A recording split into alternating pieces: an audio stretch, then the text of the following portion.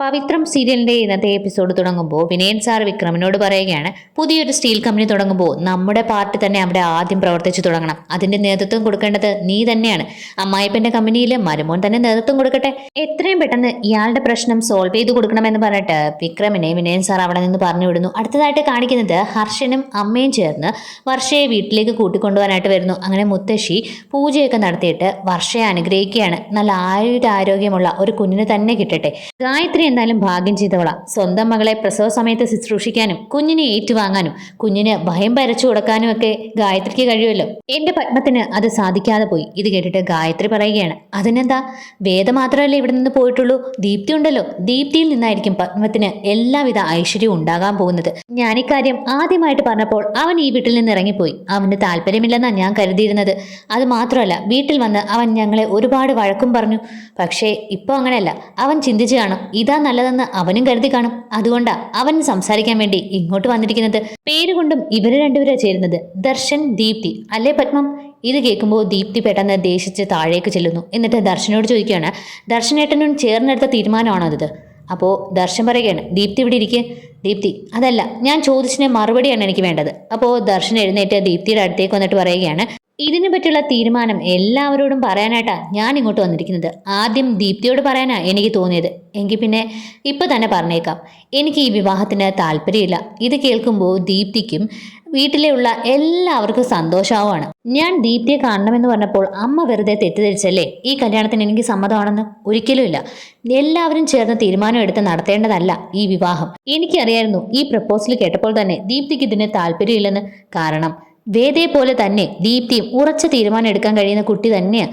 ഇനി എല്ലാവരും ചേർന്ന് ദീപ്തിയെ സമ്മതിപ്പിച്ചായിരുന്നെങ്കിലും ഞാൻ ഈ വിവാഹത്തിന് സമ്മതിക്കില്ല. കാരണം എന്നും ഞാൻ ദീപ്തിയെ സ്വന്തം അനിയത്തിയായിട്ട് തന്നെ കണ്ടിട്ടുള്ളത്. നിശ്ചയിച്ച് ഉറപ്പിച്ച ആ കല്യാണത്തിൽ നിന്ന് വേദ പിന്മാറിയപ്പോൾ നമുക്ക് എല്ലാവർക്കും നാണക്കേടുണ്ടായി. അതിന് പകരമാവില്ല ഒരിക്കലും വേദയുടെ അനിയത്തെ വിവാഹം ചെയ്യുന്നത്. അത് ഞാൻ വിക്രം വേദയോട് ചെയ്ത പോലെ ഒരു അക്രമമായി പോവും. അപ്പോൾ ഗായത്രി പറയുകയാണ്, അത് അക്രമമല്ലെന്നല്ലേ വേദ പറയുന്നത്, പിന്നെന്താ? അപ്പോൾ ഹർഷൻ പറയുകയാണ്, ഓരോരുത്തർക്കും ഓരോ മനസ്സല്ലേ അമ്മേ. ഇനി എന്തായാലും ഇനി ആരും ഇതിനെപ്പറ്റി ഒരു സംസാരം ഇവിടെ വേണ്ട. വർഷയെ കൂട്ടിക്കൊണ്ടുപോകാൻ വന്ന ചടങ്ങ് നടക്കട്ടെ. അപ്പോൾ മുത്തശ്ശി പറയുകയാണ്, ചടങ്ങ് അങ്ങനെ പ്രത്യേകിച്ചൊന്നുമില്ല മോനെ, എല്ലാ ചടങ്ങുകളും കഴിഞ്ഞു. ഇനി രാഹുലത്തിന് മുമ്പ് നിങ്ങൾ വീട്ടിൽ കയറിയാൽ മതി. അങ്ങനെ എല്ലാവരും പോകാനായിട്ട് ഇറങ്ങുമ്പോൾ വേദയുടെ അച്ഛൻ പറയുകയാണ്, ഹർഷ, നിങ്ങൾ അന്ന് പെട്ടെന്ന് വന്ന് ഈ പ്രപ്പോസലിനെ പറ്റി പറഞ്ഞപ്പോൾ ഞങ്ങൾ എല്ലാവരും അമ്പരന്ന് പോയി. ദീപ്തിക്ക് ഇതിന് താല്പര്യമില്ലെന്ന് എനിക്കറിയായിരുന്നു. പക്ഷേ നിങ്ങളുടെ അപമാനത്തെപ്പറ്റി ആലോചിക്കുമ്പോൾ ഞങ്ങൾക്ക് മറുത്തൊന്നും പറയാനും തോന്നിയില്ല. ഹർഷന്റെ ജീവിതത്തെപ്പറ്റി അമ്മയ്ക്കും അച്ഛനും ഒക്കെ ഒരുപാട് പ്രതീക്ഷകളുണ്ടാവും. അതുകൊണ്ട് കഴിഞ്ഞതെല്ലാം കഴിഞ്ഞു, എല്ലാം മറക്കണം വേദേ എന്നിങ്ങനെ പറയാൻ വരുമ്പോൾ ഹർഷൻ പറയാണ്, ഞാനിവിടെ വന്നത് ഒരിക്കലും ദീപ്തിയെ കല്യാണം കഴിക്കില്ല എന്നുറപ്പ് നൽകാനാ, അല്ലാതെ എൻ്റെ ജീവിതത്തെപ്പറ്റി സംസാരിക്കാനല്ല. അപ്പോൾ ഗായത്രി പെട്ടെന്ന്, ഹർഷ വാ നമുക്കിറങ്ങാം. അങ്ങനെ എല്ലാവരും സന്തോഷത്തോടെ തന്നെ വീട്ടിൽ നിന്ന് വർഷയെ കൂട്ടിക്കൊണ്ടു പോകുന്നു. ഈ സമയം വിക്രം ശ്രീകാന്തിനെ ഫോൺ ചെയ്തിട്ട്, എനിക്ക് അത്യാവശ്യമായിട്ടൊന്ന് കാണണം, എങ്ങോട്ടാ വരണ്ടേന്ന് ഞാൻ മെസ്സേജ് ചെയ്യാം. അപ്പോൾ ശ്രീകാന്ത് ചോദിക്കുകയാണ്, നീ എന്താ ഭീഷണിപ്പെടുത്തുവാണോ? അപ്പോൾ വിക്രം ദേഷ്യത്തിൽ, ഭീഷണിപ്പെടുത്തി നിന്റെ കയ്യിൽ നിന്ന് നേടേണ്ട ആവശ്യമൊന്നും ഈ വിക്രത്തിനില്ല. ഇതൊരു തീർപ്പാക്കലാണ്. എനിക്ക് കുറച്ച് കാര്യങ്ങൾ നിന്നോട് സംസാരിക്കാനുണ്ട്. അപ്പോൾ ഞാൻ മെസ്സേജ് ചെയ്യാം, നീ അങ്ങോട്ട് വന്നാൽ മതി. SK കൺസ്ട്രക്ഷൻ്റെ MD നീയാണെങ്കിൽ നീ ഉറപ്പായിട്ട് അവിടെ വന്നിരിക്കണം എന്ന് പറഞ്ഞിട്ട് വിക്രം ഫോൺ കട്ട് ചെയ്യുന്നു. അങ്ങനെ ശങ്കരൻ അകത്തേക്ക് കയറി വന്നിട്ട്, എന്താടാ എന്തെങ്കിലും പ്രശ്നമുണ്ടോ എന്ന് ശ്രീകാന്തിനോട് ചോദിക്കുമ്പോൾ, ഒന്നുമില്ല, സൈറ്റിൽ നിന്ന് വിളിച്ചതാ, ഒരു പ്രശ്നമില്ലെന്ന് പറഞ്ഞിട്ട് ശ്രീകാന്ത് എന്ത് ചെയ്യണമെന്ന് ആലോചിച്ചിങ്ങനെ നിൽക്കുകയാണ്. ഇതേ സമയം പാർട്ടി പ്രവർത്തകരെല്ലാവരും ചേർന്ന് വിനയൻ സാറിനോട് പറയാണ്, വിക്രം നമുക്ക് വേണ്ടി പാർട്ടി പ്രവർത്തനമായിട്ട് കുറേ പണികളൊക്കെ ചെയ്ത് തന്നിട്ടുണ്ടെങ്കിലും നാട് മുഴുവൻ ഇപ്പോഴും അവനെ ഗുണ്ടെന്ന് തന്നെ അറിയുന്നത്. നമുക്ക് വേണ്ടി ചെയ്തെങ്കിലും ഗുണ്ടാപ്പണി ചെയ്യുന്നവനെ ഈ പാർട്ടി പ്രവർത്തനമൊക്കെ ഏൽപ്പിക്കേണ്ട കാര്യമുണ്ടോ? പുതിയ കമ്പനിയുടെ നേതൃത്വം അവന് കൊടുത്താൽ അവൻ്റെ അമ്മായിപ്പൻ തന്നെയല്ലേ. ഈ കാര്യമൊക്കെ പറഞ്ഞാലും ബലമായിട്ടൊക്കെ താലി കെട്ടിയെങ്കിലും കൂടെ കഴിയുന്ന പെണ്ണിൻ്റെ അച്ഛനല്ലേ. അവൻ എന്തായാലും ഇതിന് നേതൃത്വം കൊടുക്കുമെന്ന് എനിക്ക് തോന്നുന്നില്ല. അത് മാത്രമല്ല, ഇപ്പോൾ ഈ ക്യാഷിൻ്റെ കാര്യത്തിൽ നോക്കിക്കോ, അവൻ കുറച്ച് അവധി വയ്ക്കും, അല്ലാതെ എന്ത് നടക്കാനാ? എനിക്ക് ഉറപ്പാണെന്ന് പറയുമ്പോൾ വിനയൻ ദേഷ്യത്തിൽ കയ്യിലിരുന്ന നാരങ്ങ വെള്ളം എടുത്ത് ആ പാർട്ടിക്കാരൻ്റെ മുഖത്തേക്ക് കഴിച്ചിട്ട്, വിക്രമിനെ പറ്റി അതും ഇതും എൻ്റെ അടുത്ത് പറഞ്ഞാലുണ്ടല്ലോ എന്ന് പറഞ്ഞ് ദേഷ്യപ്പെടുകയാണ്. അടുത്തതായിട്ട് കാണിക്കുന്നത് വിക്രം നേരെ വേദയെ കാണാനായിട്ട് വീട്ടിലേക്ക് വരുന്നു. അപ്പോൾ വേദ അകത്തിരിക്കുന്നുണ്ട്. വേദാളം നീ ഇവിടെ തന്നെ ഉണ്ടായിരുന്നു? അപ്പോൾ വേദ പറയാം, അല്ലാതെ ഞാനെവിടെ പോകാനാ?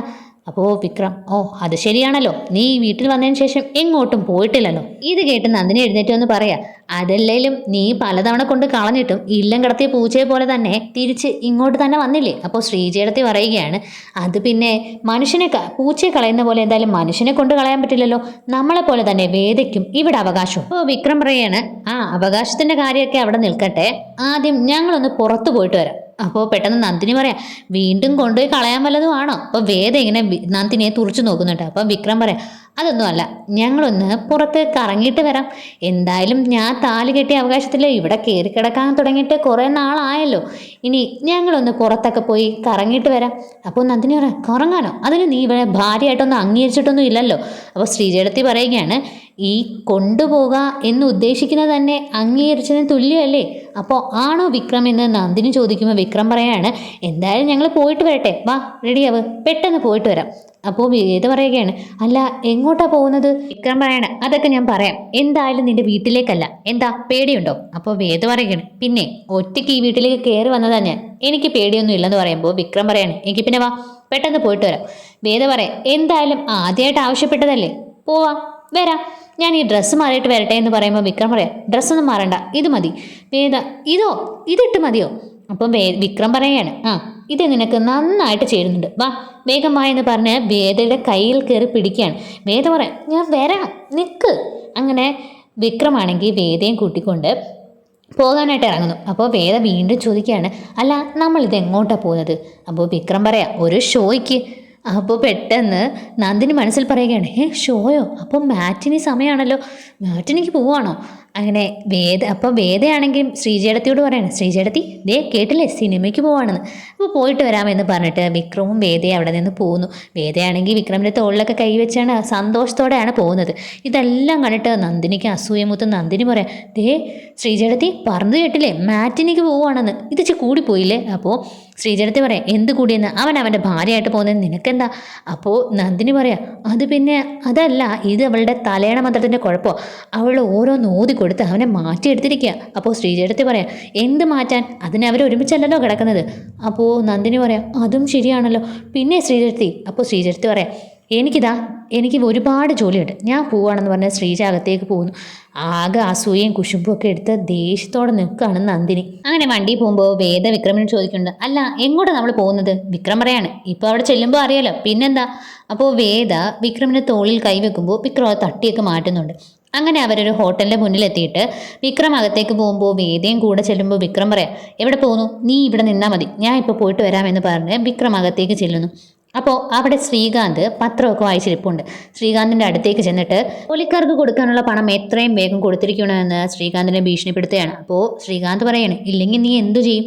അപ്പോൾ വിക്രം പറയുകയാണ്, ഉപവാസമായിരിക്കും.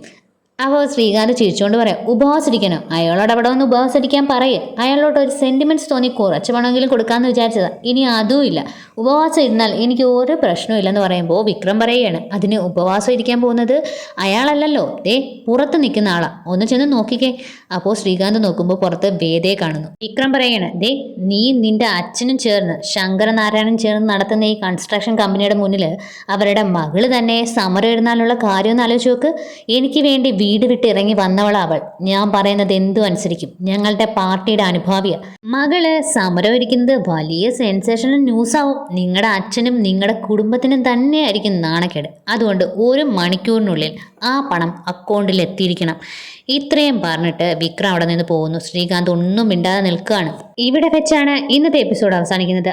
ആദ്യമായിട്ട് ചാനൽ കാണുന്നവർ സബ്സ്ക്രൈബ് ചെയ്ത് സപ്പോർട്ട് ചെയ്യാൻ മറക്കരുത്. താങ്ക്